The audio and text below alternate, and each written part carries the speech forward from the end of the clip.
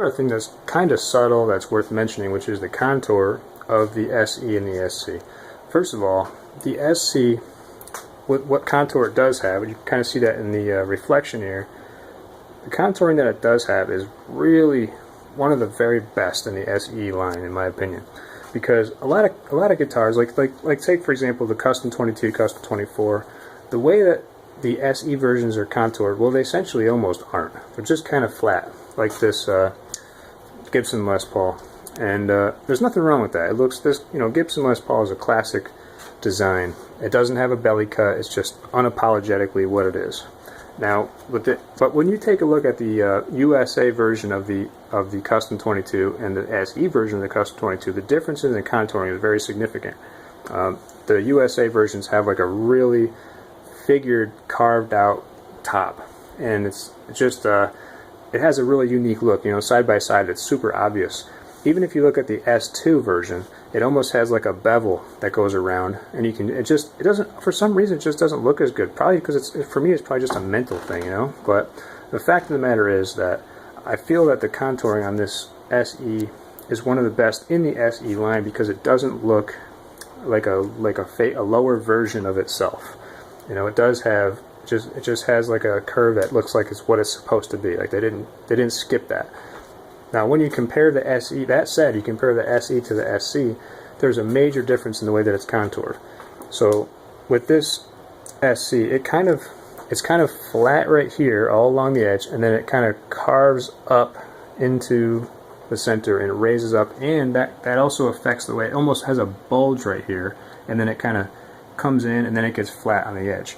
Whereas this is just straight up, it's just flat, straight through flat. The only thing that has contour is along the very edge. It has a smooth contouring along the edge that kind of rolls off just a little bit on all the edges. So there's a major difference between these two as far as how they're contoured. And of course there's a major difference between the SC245 and the Gibson Les Paul. Now the contouring on the SC, it does look, it has a feeling of luxury to it. It really is nice, just like all the USA version of the PRS. But if you're not already spoiled by that, I think you'll really like the contouring on the SE. And then if you move up to the SC, I think you'll like the contouring on that even better. It does have an even better look. And of course it's got some contours here around the knobs that the SE version doesn't have. It's just flat. Whether or not that has any effect on the sound, well, if it does, it's probably pretty subtle. So it really is just like most of the things, kind of a cosmetic issue.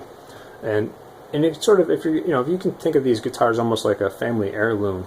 They're designed to last. They're beautiful, beautiful works of art. I can see the value of the aesthetic details that are put into these guitars. But when you really just want sound, these, like a studio version, this doesn't have a lot of aesthetics put into it, but it has it where it counts. And when it comes to a guitar, I'd rather have it where it counts. And if you're going to have anything aesthetically above and beyond that, that's just an extra bonus. I really would regret if I had a guitar that was beautiful, but didn't have the, for example, these Burstbucker Pros and all the good hardware that they put in these studio versions. And you're going to pay, it's almost like you're going to pay an extra $1,000 to make this guitar pretty.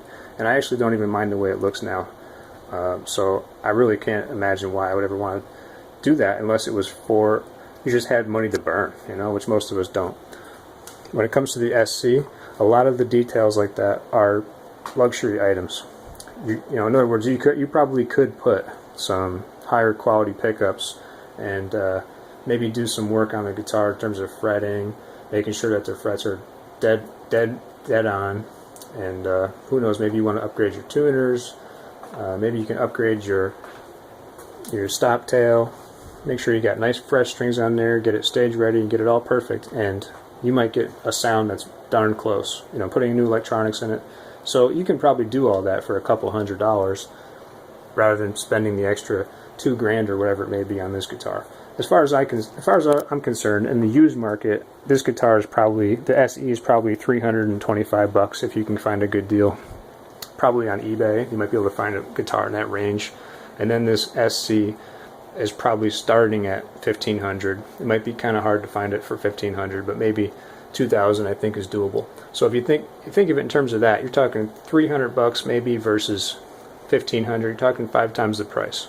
So in my mind, it does make some sense that you could take an SE and upgrade it, or even get a Les Paul Studio.